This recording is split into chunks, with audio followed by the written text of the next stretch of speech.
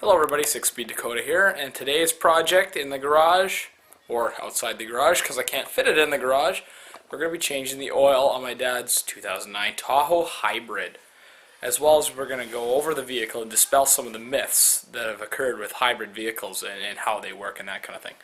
So stuff you'll need for this job: you're going to need oil filter wrench, and just your standard set of hand tools. I believe it is a 15mm wrench.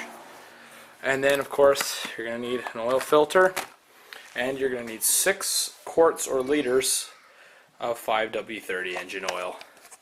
Because then this is the 6-liter engine. I'm not sure about the 5.3, but I'm sure that they take a similar amount, considering the fact that it is the same block, I believe. So let's get started. People might be intimidated because of the hybrid drive system, but we're going to dispel the myths, and this is a very easy job to do.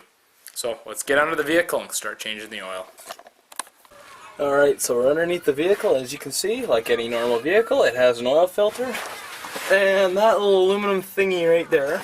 So there, that big long flat thing is the transmission pan, and right there's the engine oil pan. So first thing we gotta do is locate the drain plug, which is right there. So what we're gonna do is I'm gonna put this guy down here. Pardon the kids next door. Okay, so just like any normal vehicle, bring your suitable drain pan over and crack the drain plug loose. And once again, just like any normal vehicle, you just drain the oil. Alright, I got my drain plug cracked loose. All I gotta do is just pull the plug. I'll be a little careful here because I'm actually on the driveway, so because I can't fit this guy in the garage. So be careful with this oil pan, because this oil pan is made of cast aluminum. If you tighten it too much, the drain plug, then you'll strip the threads out. And there we go. The oil's all draining, just like a normal vehicle. We'll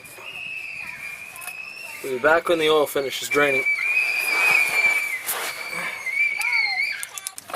Okay, so now that the oil's finished draining, we're going to put the plug back in. And notice this plug here doesn't use a gasket at all. Like, it's got its own little rubber ring built in, so there's no copper sealing washer, nothing that you have to replace. So just thread it back in and snug it up. Now you don't have to kill it, because if you do, you're definitely going to end up stripping those threads out, because all these LS motors, all these new 4th gen GM small blocks use aluminum oil pans, so do not over tighten them.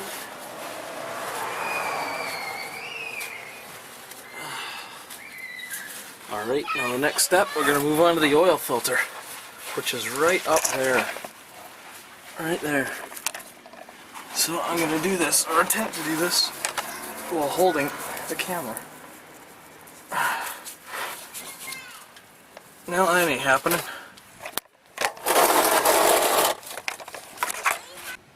Okay, so what I'm going to do is I'm going to grab my band wrench here. That's the wrong way. I'm going to loosen this sucker off. Oops, apologize for this. I can't put this vehicle up on my ramps because it's really, really heavy because of the battery packs. There we go. So unfortunately I'm kind of stuck underneath it. Pardon the sway bar in the way here. So, and then just let the oil drip out. It's kind of hard here because I'm right above the catalytic converter, right below it as well. Once again, try not to make a mess because we're sitting on the driveway. So, same thing, we're going to let it drain out a little bit and then we'll take it off. Once again, I recommend a set of these nitrile gloves, because used oil has lots of yucky stuff in it that you don't want on your skin. So, make sure you wear a good pair of gloves, especially when doing transmission fluid, because transmission fluid has ugly, nasty chemicals called PCBs in it. So, but the nice thing about the new GM transmissions is they have that drain plug right there. So you don't have to pull each and every one of these bolts out and get showered in fluid like you usually would. Alright, well, the filter's pretty much done draining. Nice thing is these filters are straight up and down. Which makes them easier to take on and off. Rather than the old ones with the 4x4 when they were sideways, like on my Suburban. So, try not to make too much of a mess here. I'll just tip that guy upside down. Crap, I gotta put the camera down. Alright, now just like any other oil change, what you're gonna want to do is clean everything up and wipe off that filter mating surface, the gasket mating surface. Alright, and here is the new filter. I've already filled it with oil, primed it, and I've smeared the oil on the gasket surface. If you need any information about that, check out my 3-part video on how to change your own engine oil.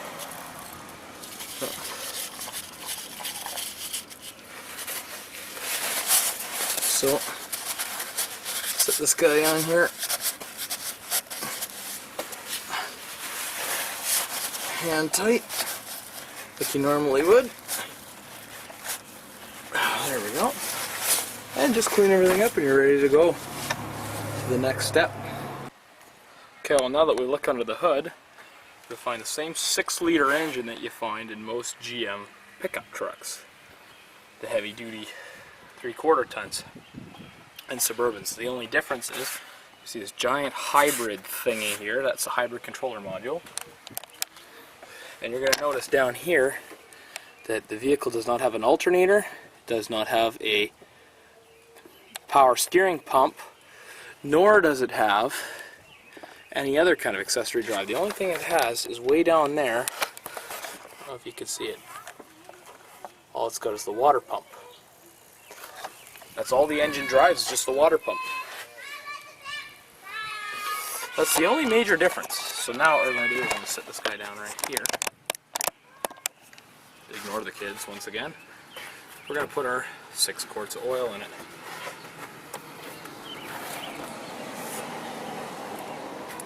Process is the same for any other kind of hybrid.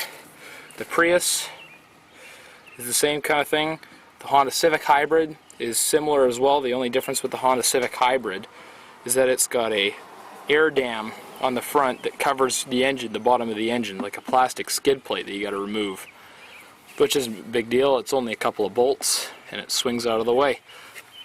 Also with the Honda, you have to use special 0W20 oil. But that's really the only difference. It uses a standard oil filter. The only major difference is that the engine is assisted by the electric motors. So I'll go over that in a bit. So once we're done filling, I'll come back. Okay, now that I've added my 6 liters of oil, I'm going to pull the dipstick out. Wipe it off and put it back in.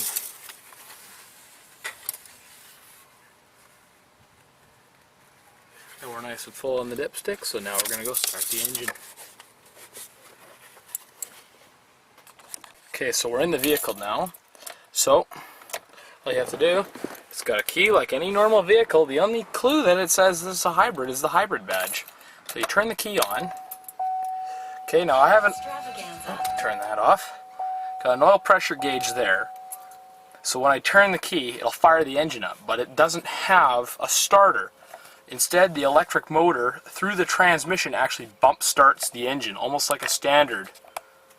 So, as you can hear, there is no starter, so I'll just start the engine. And it's magically running.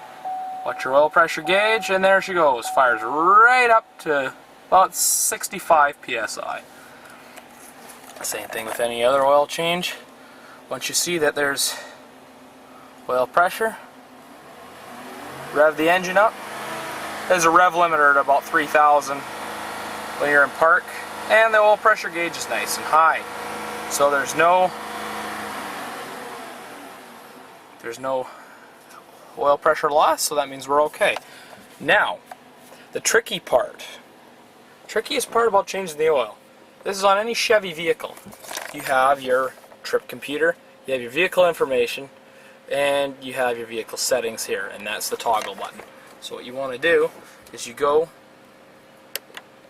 that's your vehicle information here. So if I press the button, it'll tell me fuel economy, odometer, trip odometer, fuel range, fuel economy, the usual garbage. Transmission temperature, that's your 12-volt battery voltage, not your big battery.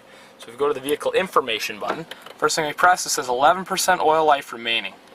Now, to reset this, you want to do this maybe at about 15 or 20%. It's hard to find a day where my dad doesn't use his truck. So what we do is we press and hold this button. Okay, keep holding it, and bingo, you get 100%.